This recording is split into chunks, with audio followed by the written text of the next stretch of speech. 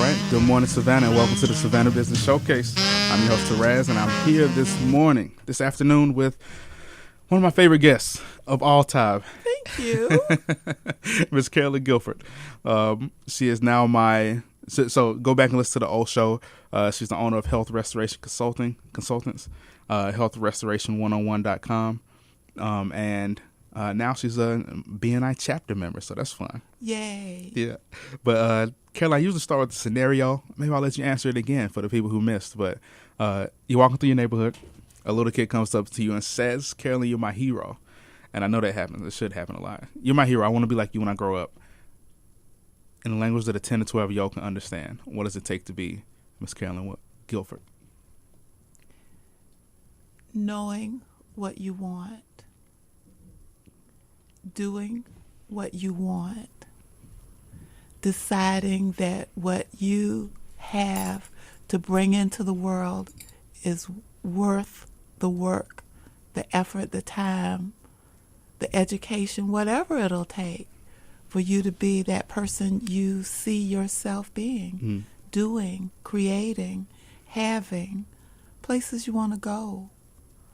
You have to be you, and that person that you are is here for a reason, and you've got to actualize that reason. You've got to do that thing that you want to do, and not be stopped or hindered by folk who say, you can't do that because you're too young, you're too old, you're too this, you're too that. No, you have a right to bring into this world that thing you were created to do.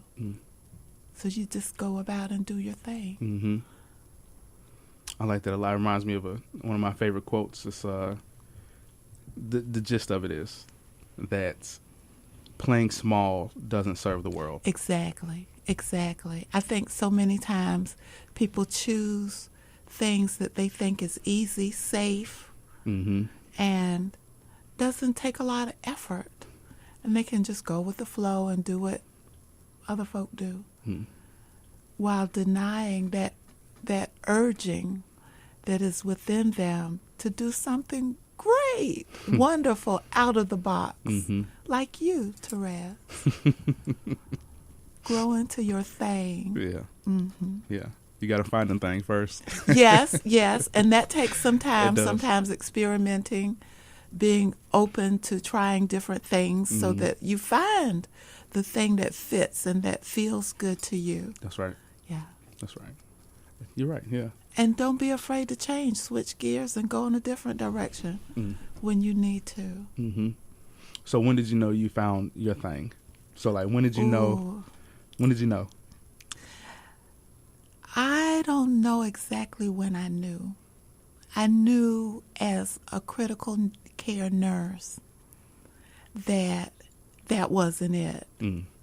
Because so many times the system doesn't work well. And I needed to know, and I had to see where it was, a system that did work. In nursing, in medical care, oftentimes the Band-Aid is applied without really cleaning the wound so that it can heal. And so I kept looking for what is the answer to true health. And through lots of different twists and turns and lots of turnarounds and lots of different job opportunities, and it just, a door opened. And I have never been afraid to walk through a door. That door opened and I said yes. And I went into it even not knowing what it truly entailed, but it was an opportunity to learn about nutrition. The Southern Community Cohort Study came to Savannah and all of the Southeast to look at why people in the South have more heart disease, diabetes, and cancer than anybody else in the world in 2002. And they called me. And I said yes. And that saying yes opened the door to understanding and learning about nutrition. And that's when I knew then that was it. But it was after I had already walked through the door. That's awesome. It was wonderful. It is awesome because if you turn down an opportunity, you don't know what you've missed. But if you say yes, you can leave later. You don't have to stay if it's not the right thing. That's true. Yeah. That's and true. So a lot of times you have to say yes to new opportunities, even when you don't know what it is. And that's how it started. And from there, other opportunities opened. I had an opportunity to go to Scripps Research Center in San Diego and learn about the biology of cancer. Are you serious? Biology of cancer? How it grows and how it cannot grow. What can inhibit this growth. Wow. Yeah. And so with that critical care background, I already knew how to take good care of a person and their body. But now I knew how to do something deeper than that. I could see inside the body and how nutrition works to heal. So that brought that longing from the early days to a new career for me. So I went from nursing to nutrition, counseling and consulting and coaching clients to change, and change with a purpose. Change not for the meantime, but for all time, because going back to the old habits brings back the old problems. And we don't want that. No, we don't. We don't want that. So I've loved this journey. Yeah. And I'm loving it more every day as I'm able to impact the lives of more people. So making a change, any change in life takes a lot of willpower, right? No, not willpower. I think willpower is what we thought worked. But trying to force yourself to do something you don't like, don't want, and don't know why you're even doing it makes it hard. And we say change is hard because we have not looked at the parts and the pieces. Starting change, to start a change, you need to have a reason why. A reason to change. My clients want to change because if they have diabetes, they don't want to have their feet amputated. Right. They don't want to have to spend 3 days a week going to dialysis. And then it takes 2 or 3 days to recover from that. And they never have life as usual, life as normal, life as they knew it before again. My clients don't want to be at risk for a second heart attack.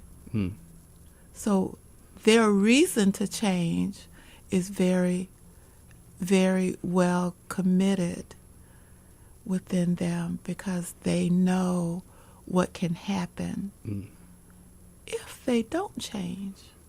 And so I try to keep that focus, have them focus on that thing that they don't want as they move forward into what they do want.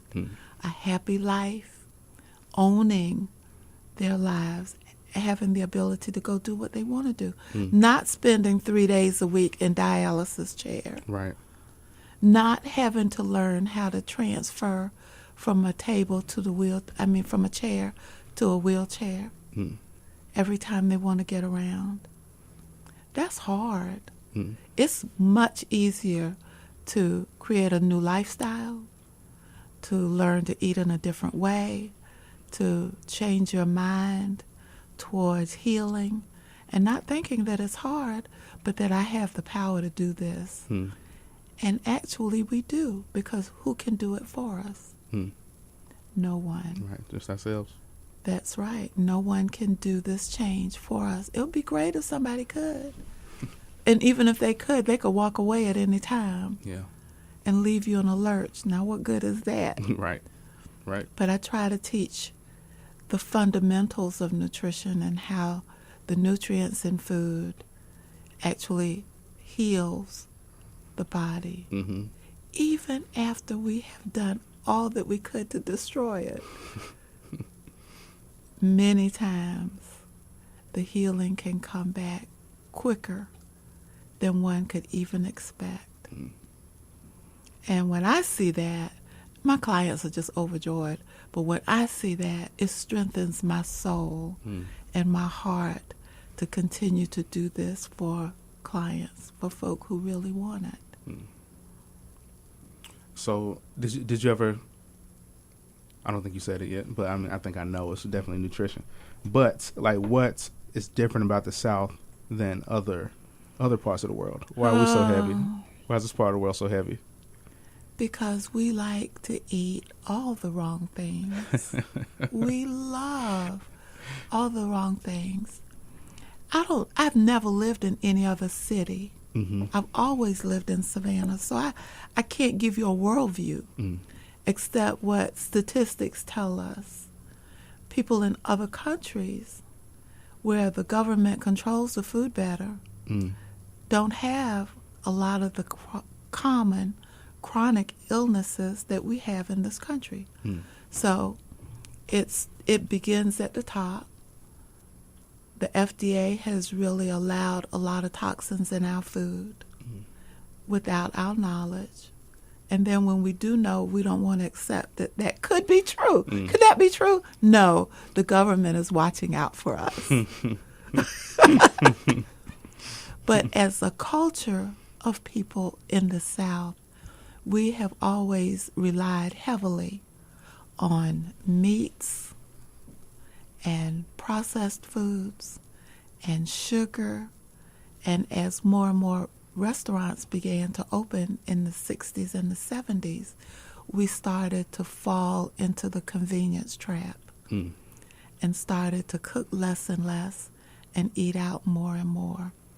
And when you add this combination together of low quality, poorly raised animals, that we eat a lot of meat, poorly raised animals, processed foods, and food made for profit. Food made for profit is never going to be in my best interest because their focus is on profit and not on Carolyn's health. They're not focusing on this meal being the best food that we can prepare for Carolyn.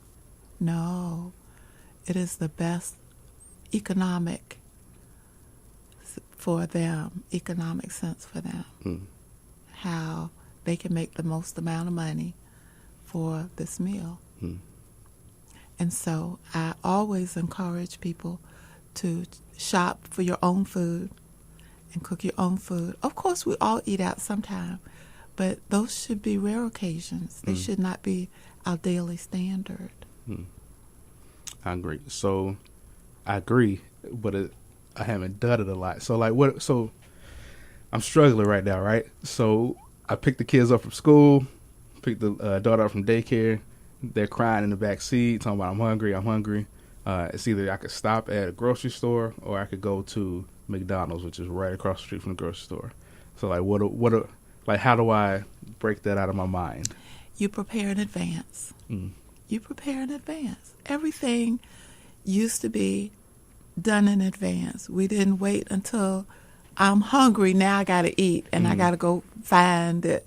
It was already there. We always had food ready already before we would be hungry. So on the weekends, you start purchasing your food and prepping it. You cut up the apples and the oranges and put them in containers for the kids. You make some little ice cream pops for them and put them in the freezer. You have an insulated bag in your car so that when you pick them up, you have their little snacks with them, the oranges and the apples. Your kids are little, so I wouldn't suggest nuts for them. Okay. But maybe some raisins, and maybe not even raisins because they're so little.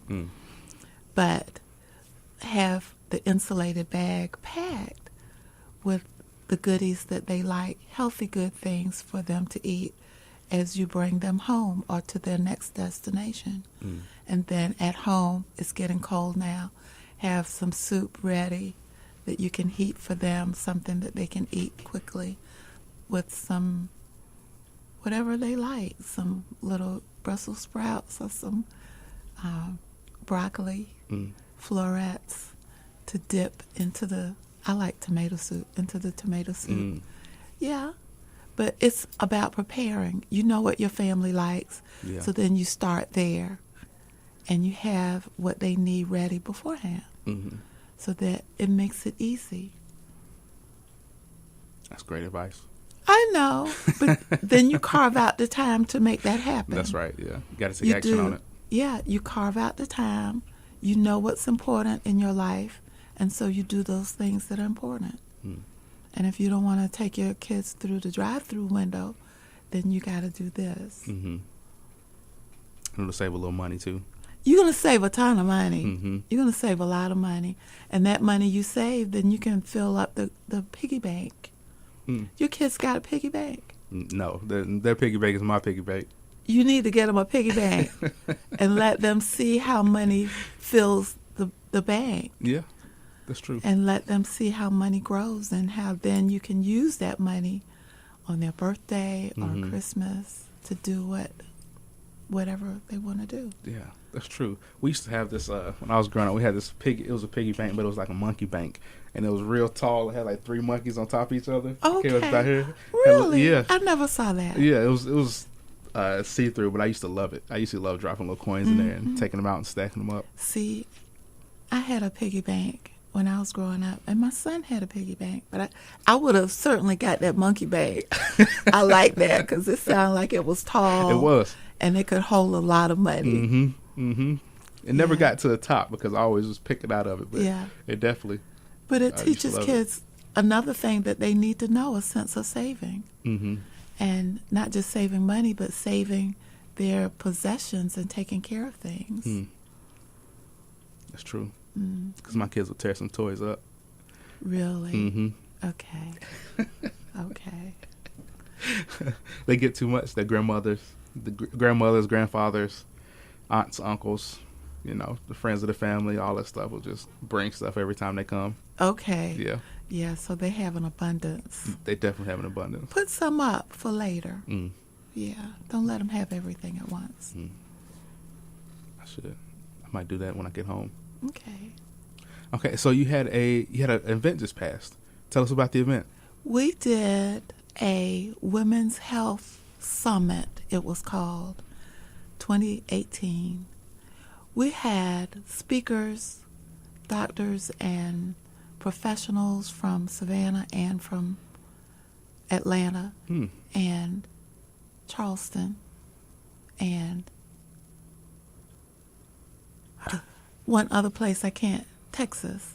Wow. Who came to speak to our group about how to be healthy.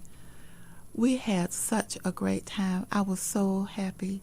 It came right at the bad weather day. And so a lot of folk who would have come did not come because they were trying to get out of town and safeguard their homes and all of that for naught because the storm passed us by. Right. We didn't have a drop of rain. Nope. It was all sunshine and beautifulness. But it was held at the Holiday Inn and Suites in Pooler. And it really was a fantastic event, a lot of information on just how to take care of yourself, things that you won't hear in the news because it's not popular, doesn't have a lot of money to be made from the ideas, just natural care of the body and the mind so that we are not at risk for a lot of the problems that we have in our culture and in our country. It was great. So it was so good that we've set aside 2 dates for next year. One will be in March and the other in August. We're going to talk about health, about well-being, about how to take care of yourself, how to live healthily, so that you're not at risk for spending 3 days a week in the dialysis chair somewhere. Right. But to actually own your life and be able to do the things that you want to do and bring forth that gift that you're here to do, to bring. It was fun. I bet it was. It was fun. I'm going to make it to the next one. And this one was for women only, but next time it'll be a women's health event, but we'll invite the gentlemen as well. Okay. We will invite the gentlemen this time. Okay, good. I'll come and take photos and all that good stuff. That'll be for you. great. Yeah. Thank you. Yeah. You are so fabulous. That's what I was gonna say. So, like, what was the thought process behind starting the event? Oh no. Okay. I was asked to speak at a school for their health day, and I left. I did this wonderful 40-minute presentation with the slides and all the research data and all of this stuff, just to open the minds of these persons, the attendees, so that they could see that we've been on the wrong track health-wise for a long time, which is why in this culture there's so many people with so many chronic illnesses. The leading cause of death for women is heart disease, and the second is cancer.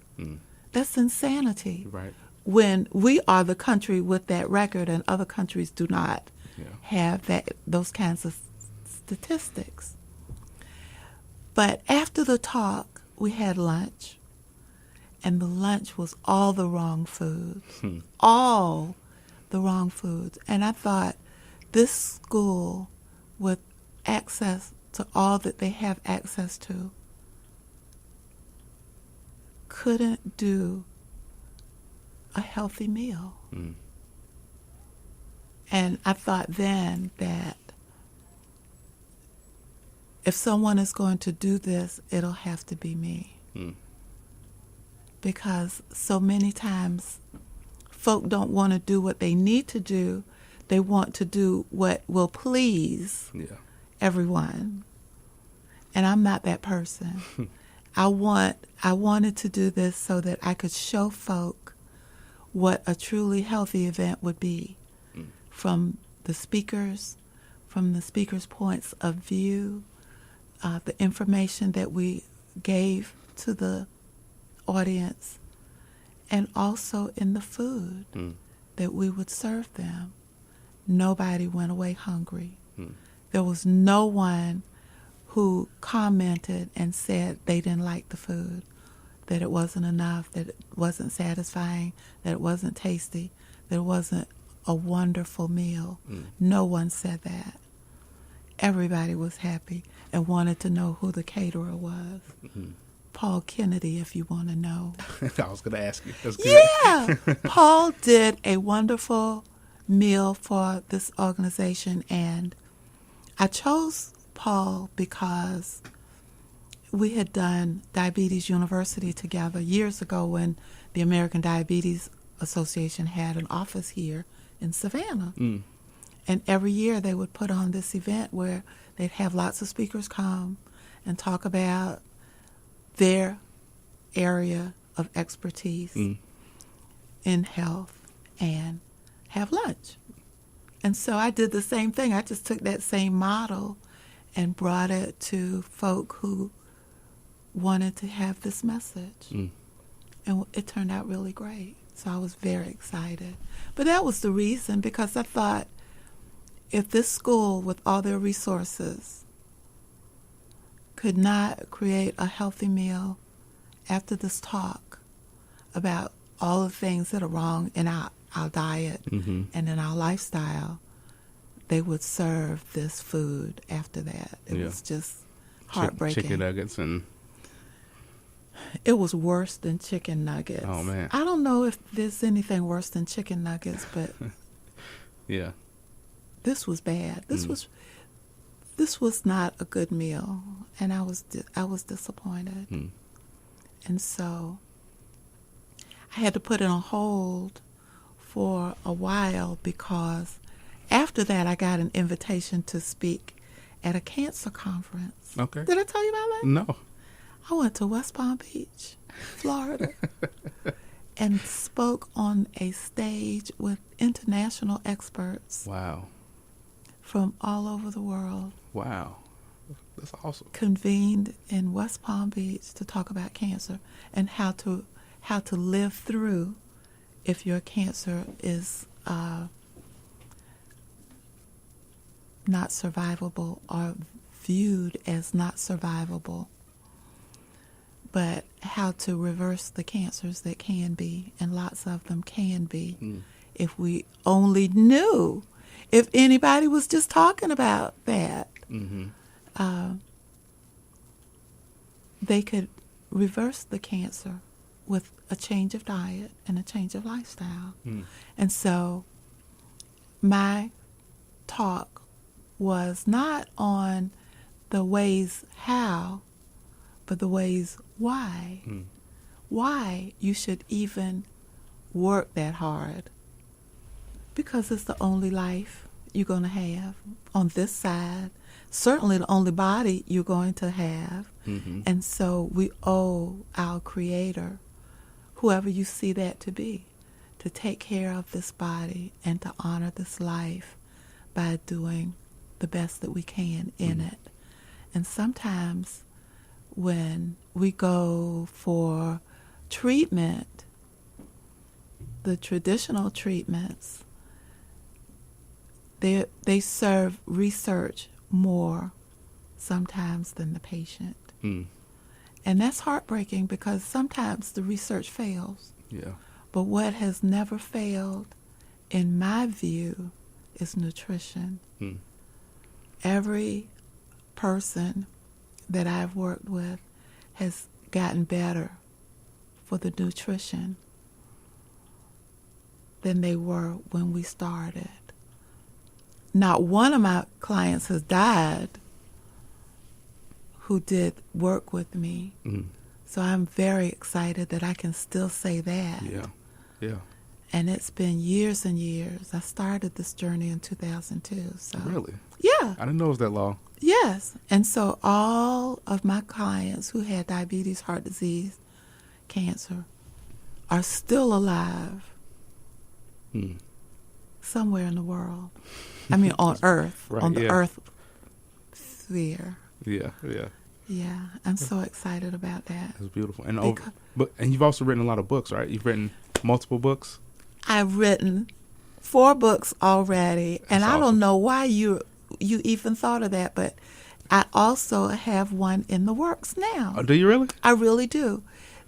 All the other books were on nutrition and about how to navigate and find healthy food, good food, how to respond in certain circumstances that one will find oneself in from time to time. It was all about how to do it. But this book is not, its total focus is not on just the nutrition. This book, the working title is How to Flourish and Prosper in Health and in Life. And I came to that because a lot of what I teach my clients goes beyond what to eat and what not to eat, but also about how to go about your life, how to change your mindset towards living past this event. Like you said this morning, you didn't eat the candy on the table. Right. Yeah. Getting past this event, you don't have to fall in every ditch. You can go around some ditches and get to the next thing, and you don't have to fall in that ditch. You can circumvent it and do the thing that is going to be the best choice for you long term, a view of your life 20 years from now. Not just today, not just that you reverse the kidney failure today, but what about 10 years from now? Who are you in 10 years? Where are you going to be in 20 years? How are you going to live as your children are growing up? Are you going to be there for your grandchildren? Mm. Are you going to be able to keep the grandkids while your children travel to London? Right. I want to be able to do that. Right. I'll go be the nanny. I'll go with. Because I still want to travel a lot. I still have lots that I want to do. Right. And so folks say to me, how can you sit there with all these people eating this stuff and you don't want any? Because I have a view of Carolyn 20 years from now, and she doesn't want to be limping and leaning. Mm. She doesn't want to be in a wheelchair. Right. She doesn't want to have to go to the doctor to get permission to fly. Mm. And I've seen that happen so many times. People can't go where they want to go because they don't have the permission of their physician. I don't want to be that person. No. Yeah. I love talking to you. I love when you come on the show. I'm serious. We think about right now, like this is the last pleasure on earth. Mm-hmm. It's not. It's not. Mm-hmm. I was telling a friend the story of going to West Palm Beach when now the trip was paid for, okay, but after I got there, which means I had to pay for my flight. Gotcha. I had to get there in order to be recompensated. Mm. And I kept thinking, what? I have to pay this? I have to do this? And I said that a couple of times, and finally I said, I'm going to do this. Mm-hmm. I'm going because this is going to open yet another door. That's right. For me, and I owe this to myself. Mm. And so I called Delta and gave them my credit card number, and I got on the plane. But I think that a lot of times we can't see into the future, but we can if we plan the future.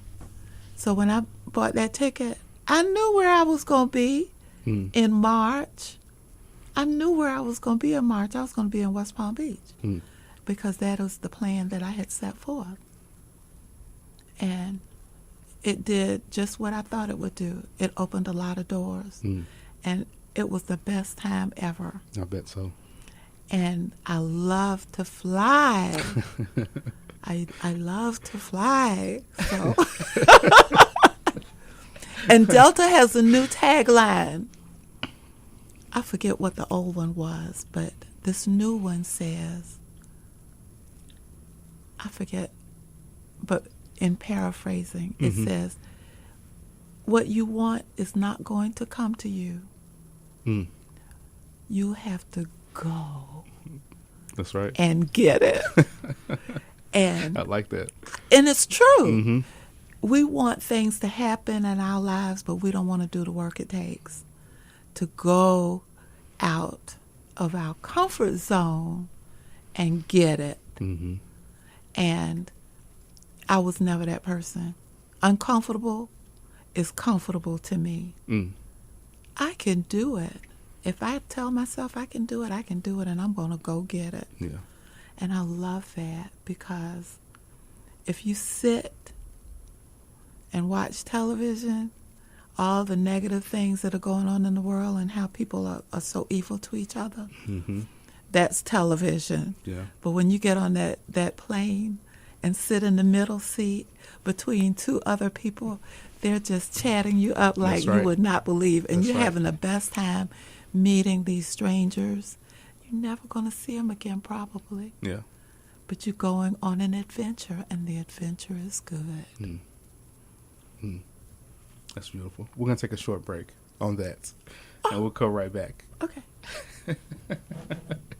We'll take a short break. Again, I'm here with Miss Carolyn Guilford of Health Restoration. I can't even say it. HealthRestoration101.com. Cool. All right, we'll be right back in just a second. We're back. Savannah, welcome to the Savannah Business Showcase. This is part 2. This will be a shorter part too. We probably won't do the lightning round today because you've already done it. Unless you want to do it. You want to do? We'll just keep talking. I've enjoyed this. Okay. I've enjoyed it. So I'm here with Miss Carolyn Guilford of healthrestoration101.com. And she's just a joy to be around and always keeping me on top of my game when it comes to my nutrition. So, yes. The reason I brought up your being an author is because I was thinking about all the speaking you've done and the programs you've been a part of, and you're really an authority on nutrition. And when you look at the word authority, it starts with author.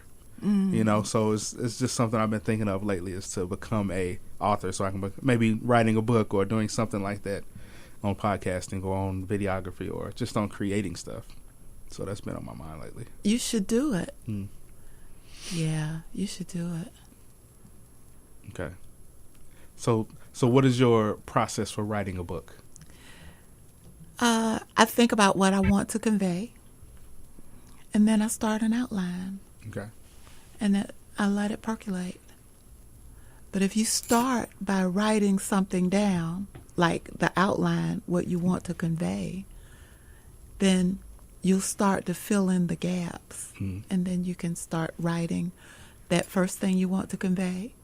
Or maybe it'll be the 14th thing that comes to you first. And then you just organize it in a way that you can write it all out and put your name on it. Get somebody to read it, and critique it, and to check out the language and the spelling and all of that for you. And then get somebody else to do it again. Somebody else to do it again. But just start writing. Just start writing. Do you write every day, or do you just write when the spirit moves you? I set aside days to write. I like to let things percolate a little bit. I keep a lot of notes. I write a lot of those notes on the little sticky notes, and paste them all over. Okay. And then I go back and get them and look at them and may edit, may not. But I'm letting those ideas percolate. And then I'll sit down on a particular day when I can dedicate that day to just that and not be interrupted. Where can people find your books? On my website. Okay. Really, there's only one of them that's on the website right now. A Question of Health is the one that is on the website right now. My first book is out of print. The first book was titled Health Restoration 101. Okay. And the second book was that I wrote just for my clients who have diabetes. And it's called Reverse the Curse. Okay, I like that. Leaving Diabetes Behind.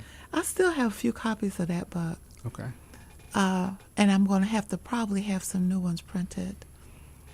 This new book, though, I'm having so much fun with it because it goes beyond the food. But I was an only child. And because I didn't have playmates, I had to make my own playmates, and I made them in words. Okay. I used to write and draw little people and make plays. And the plays would be what we would say and do if I had these other people around. Yeah. So I've been writing since I was a little girl. And when I went to school and saw that there were books that people wrote, I said, I'm going to write a book. Yeah. Because I always wanted a book with my name on it. And it's so easy to do. It really is easy to do. And so I've loved having books with my name on it. Yeah. So with this one, are you going to make it like in the format of a play? Are you going to make it a story? No. No? Okay. No. You should put a little story in there. Create a character. And like tell the story along with the character. Or maybe for your next book. Okay. I don't know. I'm not an author like you. I'll see how you can write. Anybody is an author. All they have to do is put some words together and make a mission of writing and publishing their book and putting it out into the world. Okay. Well, let me know how I can help whenever you launch it. You're so fabulous. We'll get you back on here. Thank you. Yeah. Thank you. I'd love that.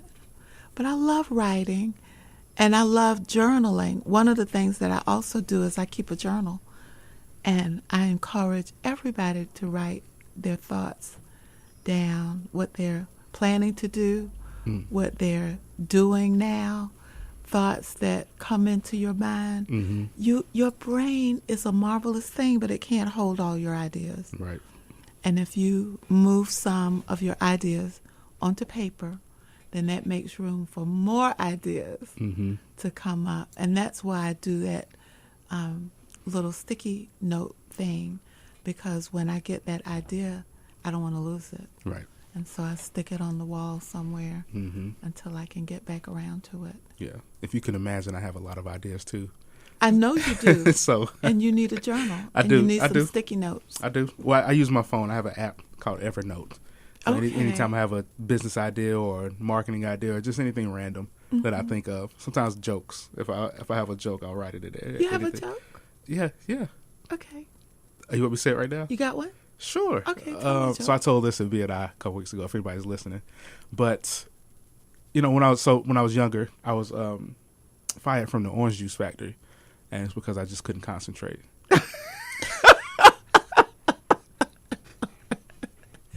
I like that. I like that. Good. I'm glad you laughed. That makes me feel good that you laughed I at like that. that. Sometimes people don't get them, but that's one of my favorite ones. I like it. Cool. Well, we'll go ahead and round off. Thank you for coming on the show. Thank you for having my back and coming on when my guest bailed on me. So I appreciate that. Anytime. Okay. We were just in the right place at the right time. That's right. For this to happen. That's right. It was meant to be. That's right. That's right. Hey. And hopefully, I always enjoy this, though. Thank you so much. No, thank you. I think it's good. I think the knowledge you have is great for people out there listening who need the help. There are a lot of people. Mm-hmm. And a lot of times they just don't know where Right. to get the answers that they need. That's right. That's right. And now they can go to Now they know. healthrestoration101.com. There you go. All right. Thank you, Carolyn, for being on the show. You're welcome. To everybody out there listening, thank you for being here. Thank you for listening. Thank you for joining me week after week. As always, be the change you want to see in the world. You don't have to have $1 billion to save somebody's life. You can just go right down the street and tell them you love them. So I love you guys, and I will talk to you next week. Goodbye.